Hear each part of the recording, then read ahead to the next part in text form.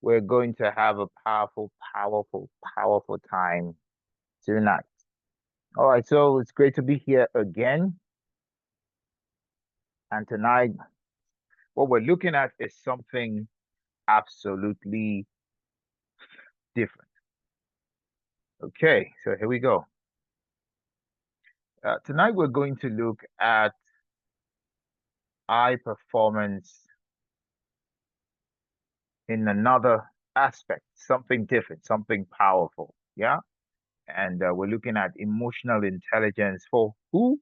For high performance. So if you're an high performer, please put it in the chat box and let me know that you're a high performer. So I want to show you not just how to increase your workplace high performance, through emotional mastery, not just that, but how to, do much more. All right, so let's go. All right, so of course, you know who I am. I'm the high performance catalyst. Been doing leadership development and of course, for years, certified life coach. I'm a certified national economic planner. I'm a management consultant, a business growth strategist, and of course, my company, which is a global, capacity development coaching and consulting company known as Dr. Triple A Company. All right. So the outline for this evening is this. We're looking at addressing issues of individuals' distorted emotional states, mental health. So we're looking at workplace conflicts and how to increase your workplace high performance through the mastery of emotion. So yeah, so I mean, when I use workplace, I'm talking about the marketplace too. Also, I mean, if you're working, you're relating with people across board, and this session is going to span across defining what EI is. Right? There's IQ, there's EQ. We're going to look at the effects of poor EQ or EI on your performance. Okay, so when you see the workplace place, just in your mind, edit it. Just put performance. Okay, we'll do an EI test.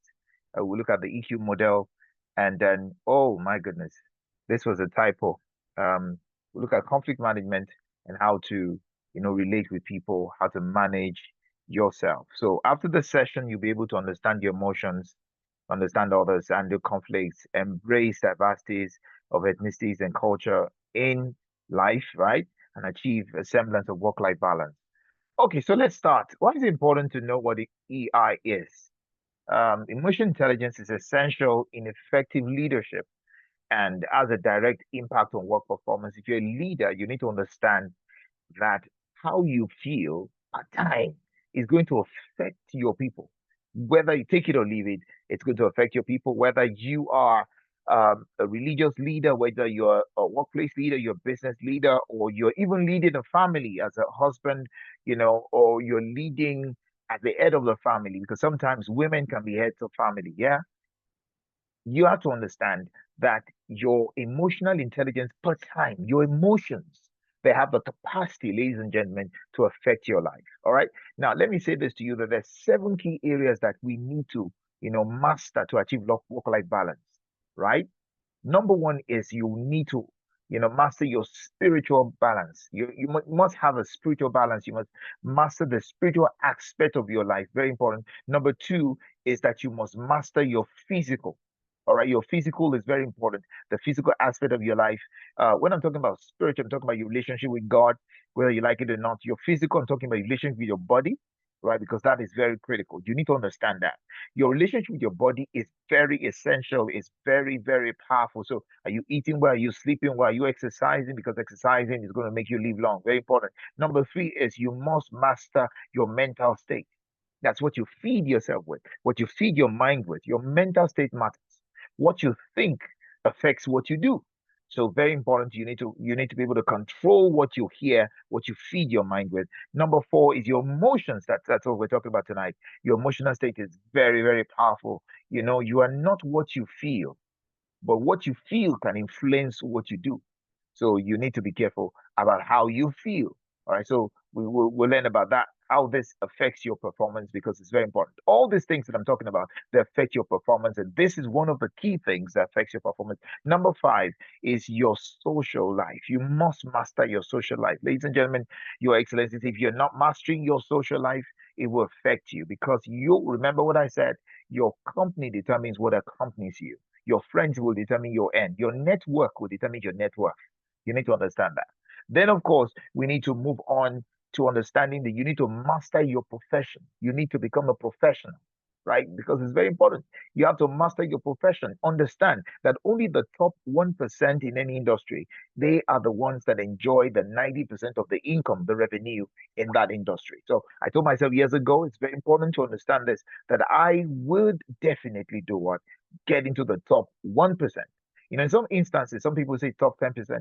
You know what? If you're using the Pareto law, but I discover the top 1% in your industry, make sure you get into it. If you can get into that, you'll discover that you will begin to enjoy what really matters. All right. So, last but not the least, number seven is, of course, your finances. You must master your finances. Let me tell you something. I don't care what anybody says, there's no sentiment about it, right? You must be able to master your finances, right? If you're not making money, you will suffer. You will suffer. You have to make money because look, even in Freetown, nothing is free in Freetown. That's very important. So you need to understand the balance and the rationale between free and fee. You have to draw a line. We are not talking about that. They have got a whole course on that, but I'm not going to talk about that today because I'm talking to leaders. I'm talking about high performance. Yeah, very important. So we're talking about the fact that now, out of all the seven, I'm saying to you that emotional intelligence is very powerful. So those seven areas, you have to be able to master them to achieve work-life balance. But you need to understand that emotional intelligence is a major part of it. All right, and it has a direct impact on your work performance, not just that, on your effectiveness in life. Now, at Egon Zare International, an employment search firm, they analyzed 515 senior executives and found that those executives with strong emotional intelligence test results were more likely to succeed than the others whose strength areas were in other relevant previous experiences or traditional IQ score. All right.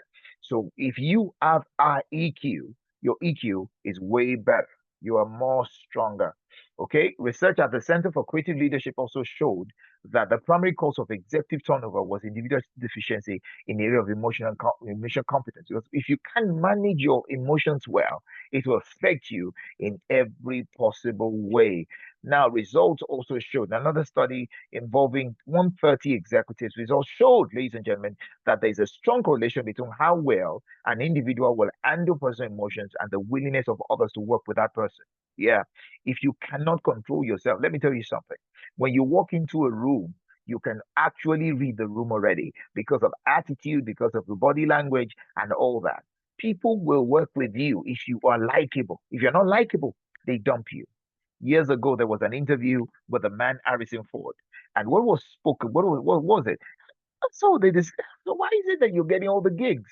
And he said, "I'm easy to work with." That is very powerful. So let me ask you: are you easy to work with? Is your leader?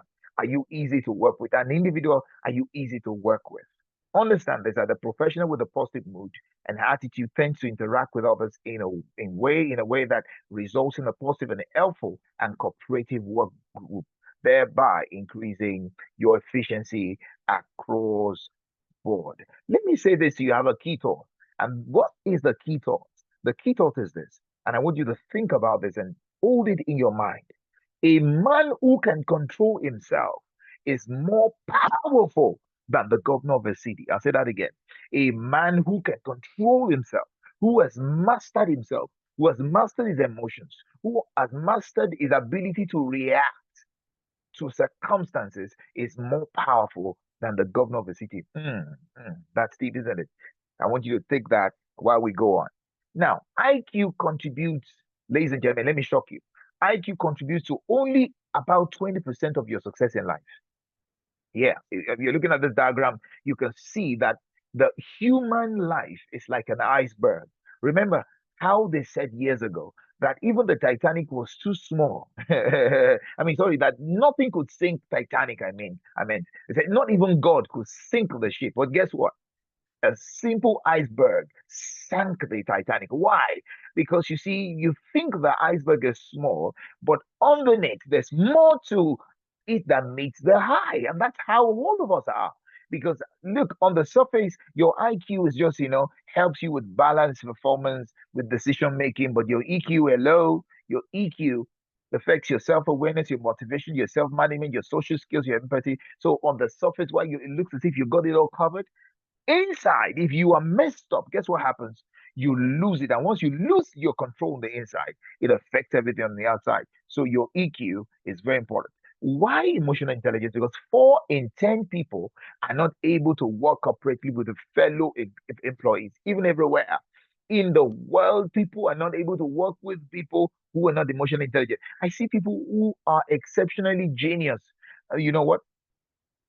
They tend to hire people that are better with people management, with emotional management, because they know that they lack these things. But you know what?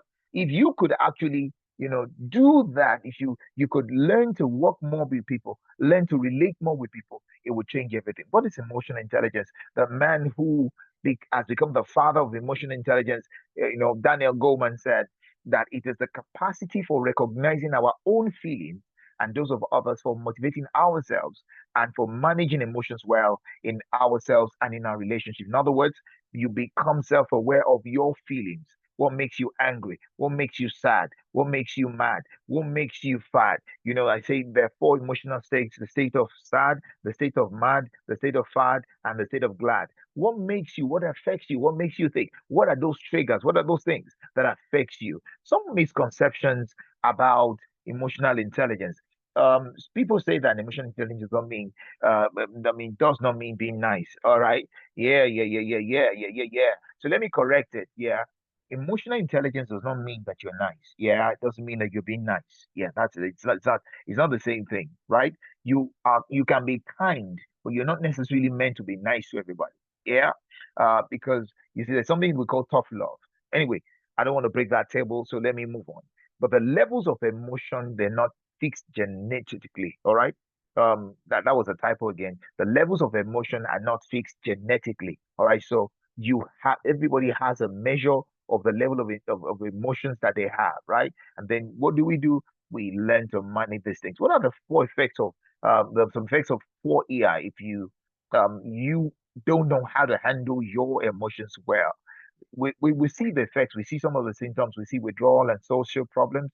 When you see people that are always fighting with people, you see people with anxiety and depression, people who have attention or thinking problems, you have short, attention span problems, you see delinquency and aggression in them. They're always fighting, putting people down, name calling, everywhere. You see parents and children, poor relationship, poor,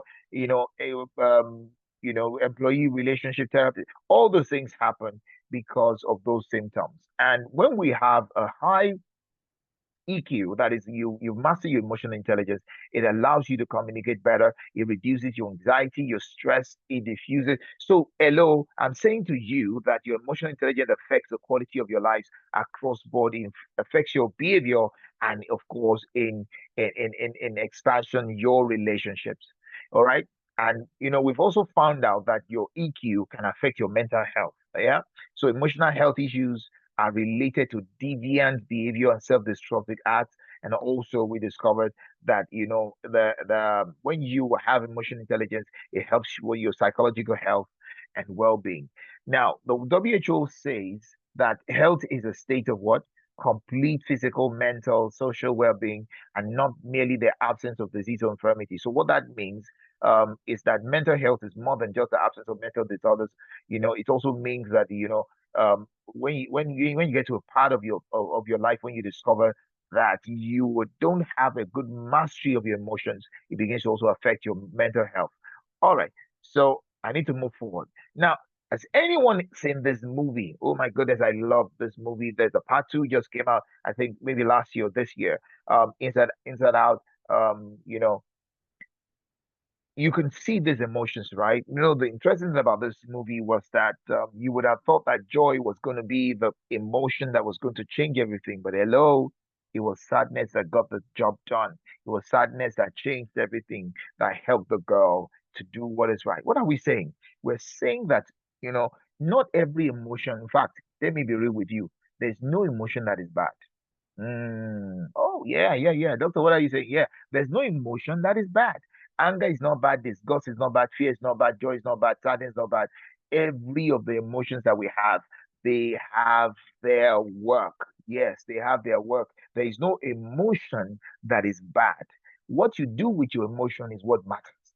All right. So you have a choice to react or you respond. Every one of us, we are a bundle of emotions, whether you like it or not. And this is how it is. We start with our thoughts produce our feelings impact our actions, and then they impact our outcomes. And then it goes all over and all over again. In other words, if I want to stop getting angry, if I don't want you to get me angry on an issue, what do? I reframe what I hear that what you say to me. So when I reframe that, it changes what I think about. All right. So for example, you call somebody a coward, right? You say you're a coward, and then the person thinks about it, and then it affects their emotions. They enter into depression, and then they get angry, in their action, very heat at you. And then the outcome, of course, it turns bad. But if somebody says, "Oh, you're a coward," and I say to myself, "Oh, you did you just call me a coward?" You know what? I know that you wanted to call me a courageous person. Definitely not a coward. Because the truth is, I am courageous. Now, that affects your feelings, that changes your actions, and then of course, definitely your outcome. So it's an inside out revolution. In other words, your environment determines your environment. All right. If you're going to change your environment, you've got to start with your environment. Success starts first within, then without. To feel something, you must first focus on something, and every feeling emanates from a thought, and every feeling in life stems from a thought or something that happens, or I mean, a thought of something that happens or doesn't happen, and the feelings develop our actions, and how we feel will determine, of course, how we act. And then actions are always in two ways, ladies and gentlemen.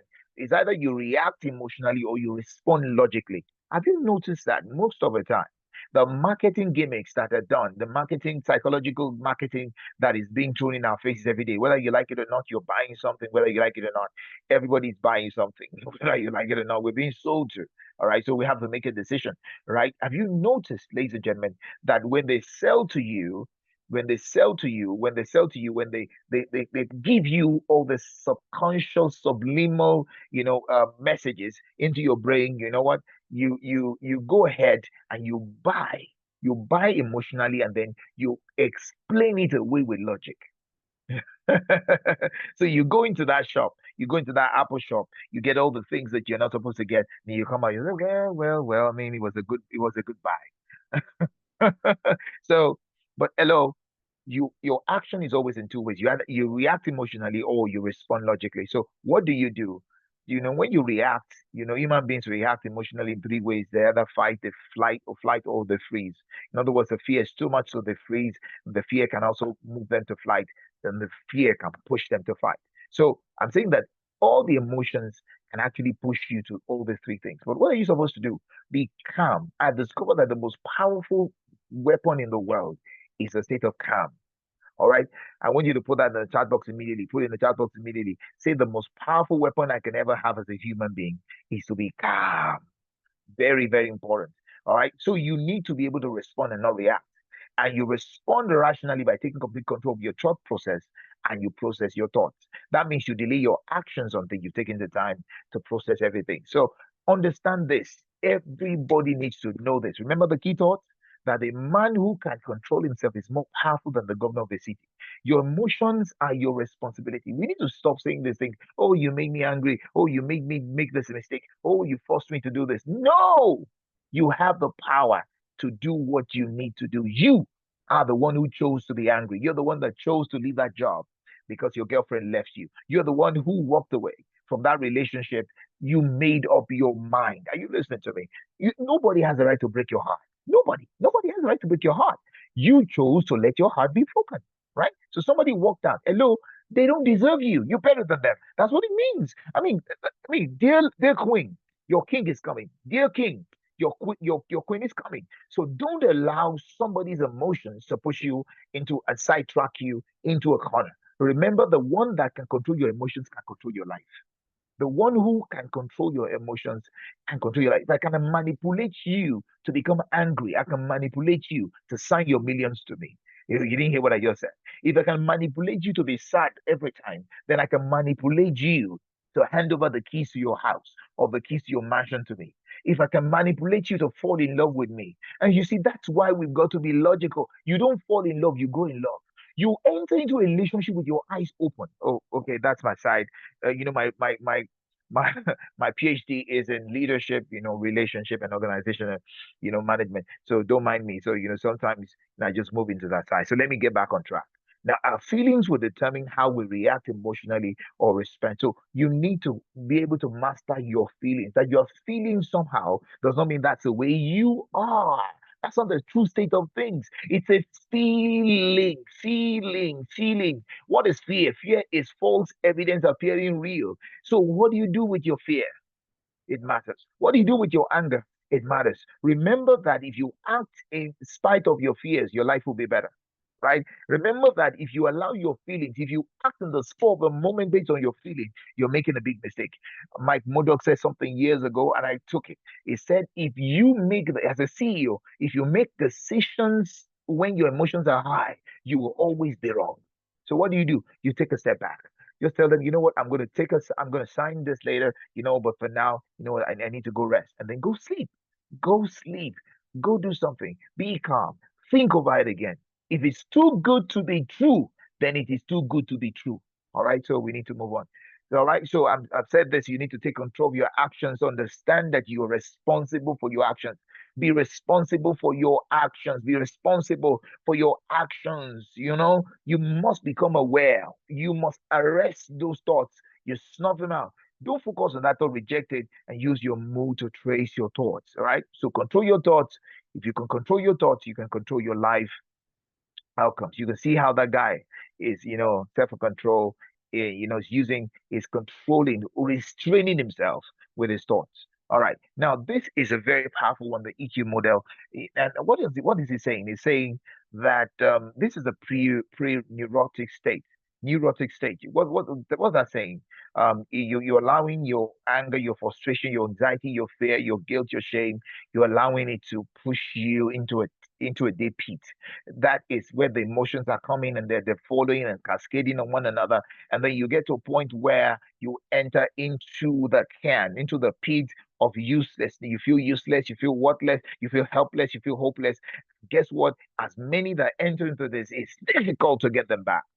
In my country, there are places where, I mean, there are hospitals where you walk in and you see people that you see some brides still in their bridal gowns and they run mad. You've seen people who are executives, they run mad because they entered into the neurotic state. And then some people, when they enter into the state, that's where they get to kill themselves because they don't manage their emotions. That you're feeling guilt does not mean that is the end of your life. Yes, you messed up. Oh, permit me to even use the word, you probably fucked up. Maybe that is even your slang. Maybe that's your lingo, whatever it is. But the whole hello, you made a mistake, right? Get out of it. Get out of it. Get out of it. The shame that you did not perform, you did not meet up to expectation. Get out of it. Get out of it. Deal with your emotions at the pre-neurotic state so that it does not get to the next level. Let's check how emotional intelligent you are. Are you ready? Are you ready? So in the chat box, this is how we're going to do it. Are you ready? In the chat box, you're going to give me your answer. So the first two questions, ladies and gentlemen, going to 10 questions. We need to rush. Number one is to look at this. Are you ready? Let's go. You're on an airplane that suddenly hits extremely bad turbulence and begins rocking from side to side. What do?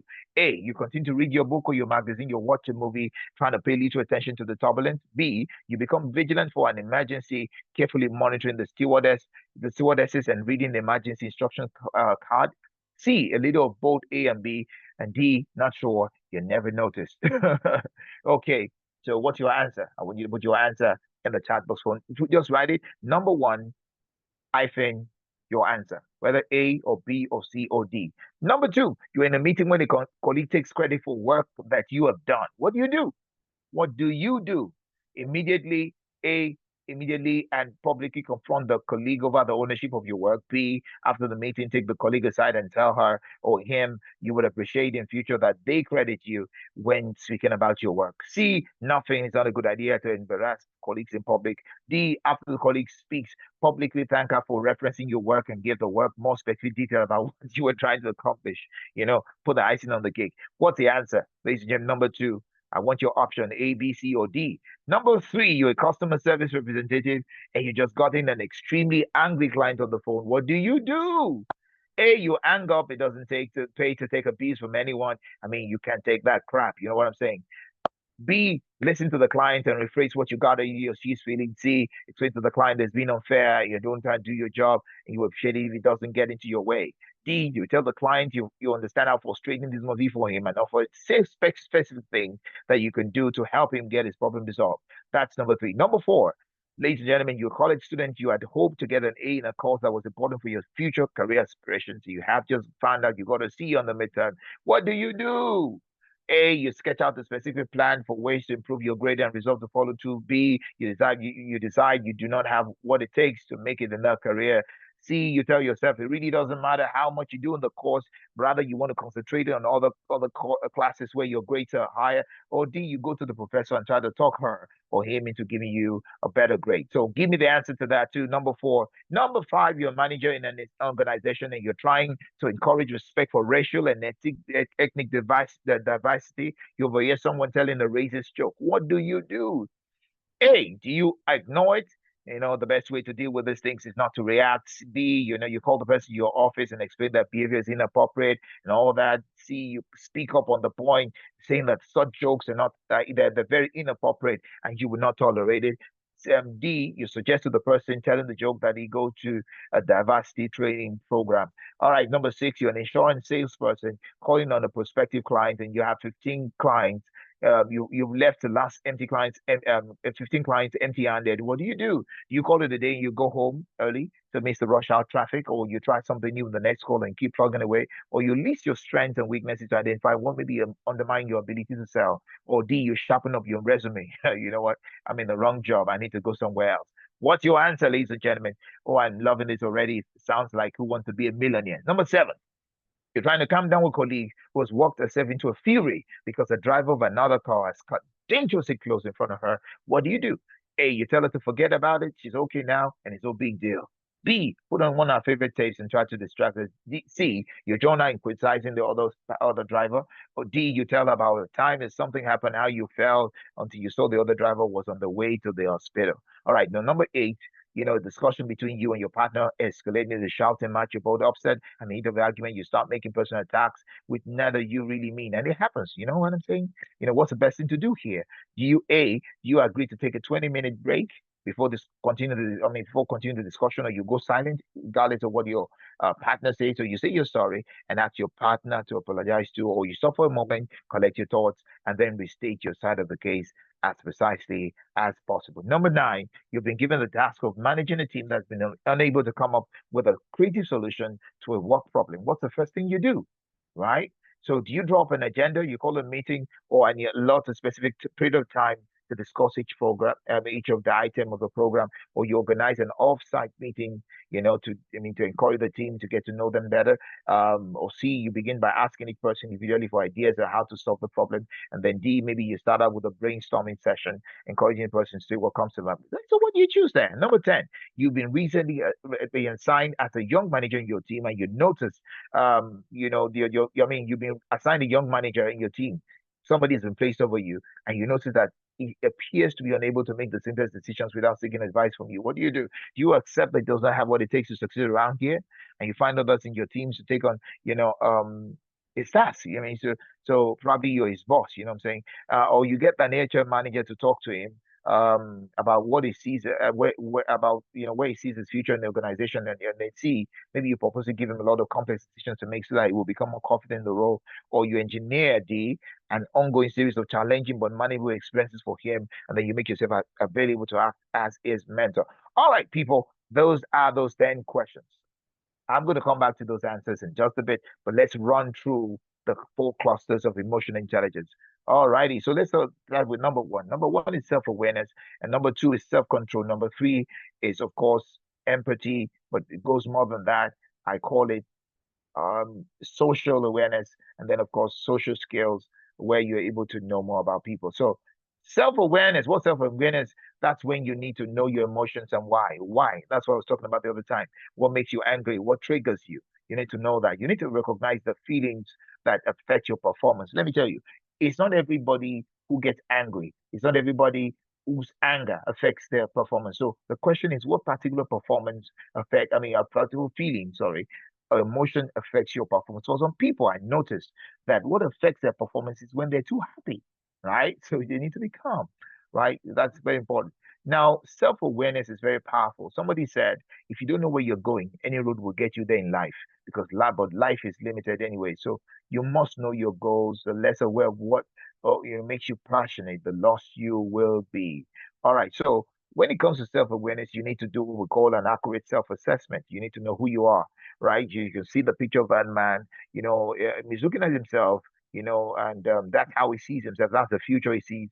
That's what's driving him. You can see he's even bowed in real life, but in the picture, he is not bowed. He's looking very better. So you need to be aware of your strengths and your weaknesses. Do an accurate assessment of your SWOT. All right. You need to learn from experience. You need to be open to feedback, new perspective, and self-development. But I always say to people, more than anything, please know yourself more than what people say about you. If you don't truly know yourself, when people tell you things, you believe what they're saying. So when it comes to self-awareness, it's ability to accurately sense and identify your personal feelings, along with the ability to understand and evaluate them. So to be fully aware of your feelings, you must first identify them, and you must acknowledge and accept them. Yeah, so okay, I'm angry. This is anger. This is anger. I acknowledge I'm angry. What made me angry? This is what made me angry. That statement got me angry. Okay, I'm angry right now. But what do I do? All right. So you're concerned. You should be concerned about knowing your internal states, your preferences, your resources, your perceptions. And as you become more self-aware, you become better, to be in touch with your feelings. These days when I'm sad, when I cry, I own up to it. That something happened to me, something got me, and all that. So, but this is it on the surface. I mean, there you see the individuals who have high self-awareness, they're able to conduct accurate self-appraisals, they're self-confident, they're authentic, they welcome feedback, they perceive situations accurately, and they're willing to take risks for what they believe to be right. Okay, that is key.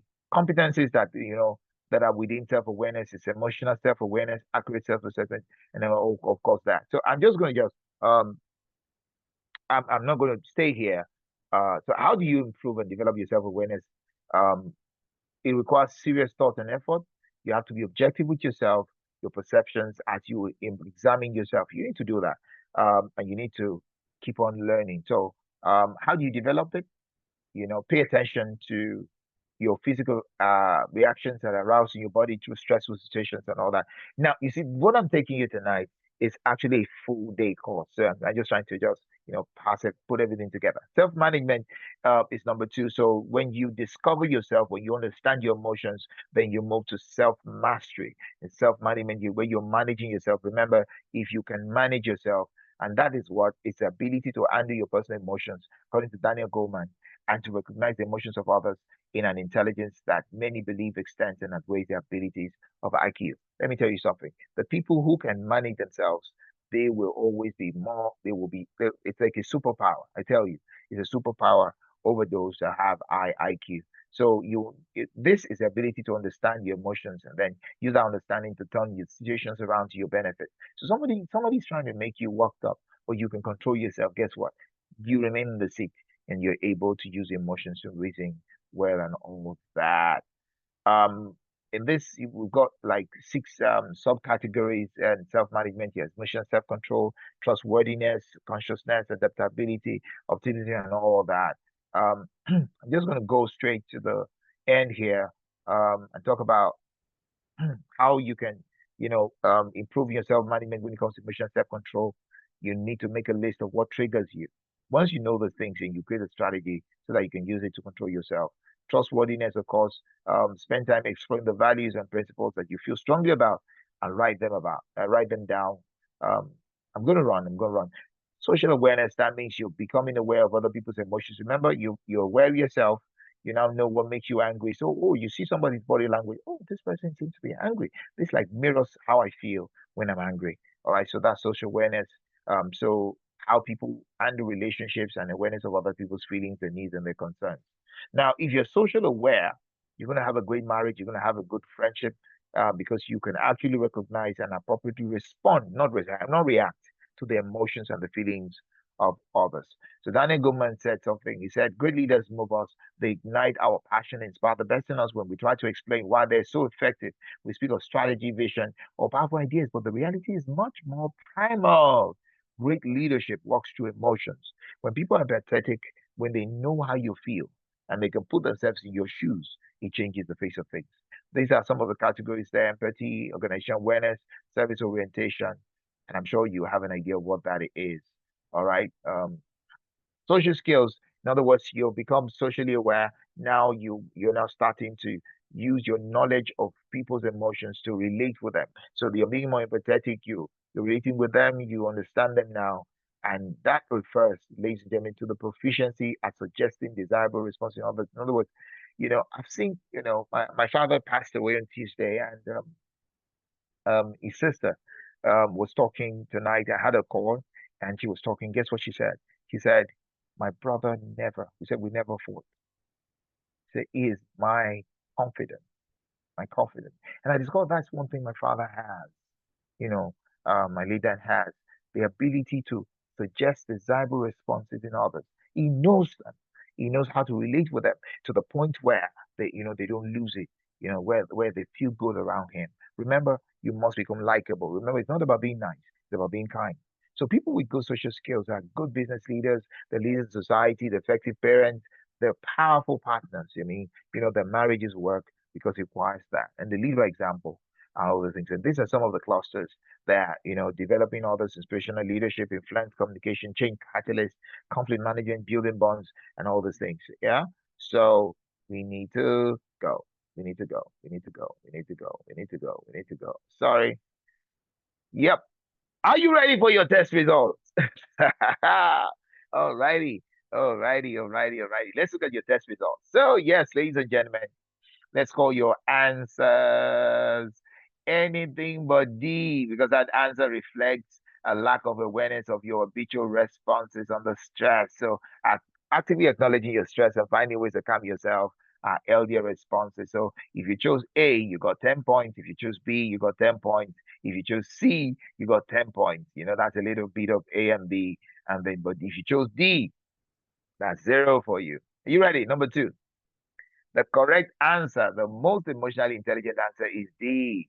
Okay, so because you demonstrated an awareness of workplace dynamics and ability to control your emotional response, publicly recognizing your own accomplishments in a non-threatening manner would disarm your colleague as well as put you in a better light with your manager and peers. Public confrontations can always be they can never be effective. They're always ineffective, and they're likely to cause your colleague to become defensive and may look like poor sport management. So 0 points for A, 5 points for B, C, 0 points. For D, you got 10 points. Okay. After your colleague speaks, you publicly thank her for referencing your work and you give a good, more specific detail about what you're trying to establish. Number three, the angry client. Remember the angry client. The most emotionally intelligent answer is D. So if you got A, zero, B, you got 5 points, C, you got zero, 10 for 10 points for you if you wrote D. So already I'm congratulating people. The C meter, remember the C meter midterm test results? The most emotionally intelligent answer is A. So what do? You sketch out a specific plan for ways to improve your grade, and then you resolve to follow through. But if you chose C, then you got 5 points. All right. The racist joke, the most emotionally intelligent answer is C. A is zero, B is 5 points, C is 10 points, and D is 5 points. So if you speak up on the point, you say, the racist thing, that such jokes are inappropriate and will not be tolerated. Very, very important. You remember setback of a salesman, the guy who is an insurance guy. The most emotionally intelligent answer is a B. All right. So we're saying that try something new the next call and keep plugging away. All right, that is important. But if you wrote C as your answer, you got 5 points. Remember number 7, the answer is D. All right, so if you wrote A, 0, B, 0, C, you got 5 points, and then D, 10 points. Tell about how something like this happened, and then you saw the other driver was on the way. 8, ladies and gentlemen, the sting match. Remember that? Okay, so the answer is A. Woohoo! All right, if it's A, you got 10 points. It means that's between you and your partner. You agree to take a 20-minute break before continuing the discussion because you guys need to cool down. That's the truth. If you took B, 0 points. C, 0 points. D, 0 points. If you took D, it sounds almost like it. Stop for a moment, collect your thoughts, and then restate. People don't listen when they're angry. So, so take your time off. Number 9, the uninspired team. What do you do? The answer is a B. If you choose A, 0, B, 10 points. You've got to organize an offside. Remember, the team that cannot bond cannot build. So, and then how do they bond? They bond outside the organization, not inside the organization. All right, very important.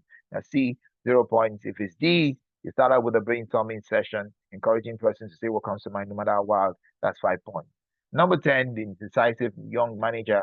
The answer, ladies and gentlemen, is a D. The D point, engineer an ongoing series of challenging but manageable experiences for him and make yourself available to act as his mentor. So let's score, ladies and gentlemen, add up all your scores. If you've got 100, then you've got a maximum score. In other words, you got everything 10, 10, 10 over 10. But if you got 75, in 50, there's average, 25, minimum score is 0, so, but at least you know how intelligent you are. So let me close with this. Warren Buffett said something powerful. He said, "You will continue to suffer if you have an emotional reaction to everything that is said to you. True power is sitting back and observing things with logic. True power is restraint. If words control you, that means everyone else can control you. Breathe and allow things to pass." Ladies and gentlemen, remember, if I can control your emotions, then I can control your life. The key to your life is in my hands. So you got to hold that. Now, from the information that I presented here today, it's very clear, ladies and gentlemen, and very helpful to know what emotional intelligence is, and then you're able to use it in various circumstances, especially in your home and your work. I want you to help me put in the chat box what are your key takeaways from this presentation. I want you to start implementing the strategies and I want you to track your progress. Thank you very much, ladies and gentlemen. We're going to have your feedback. These are my social media platforms. You can definitely go ahead and snap them and follow me. I would love to have you follow me so that we can talk more, we can relate more, we can discuss more. Cheers. Thank you very much. This is where I'm going to stop sharing my screen and then we'll take your questions. And then I read your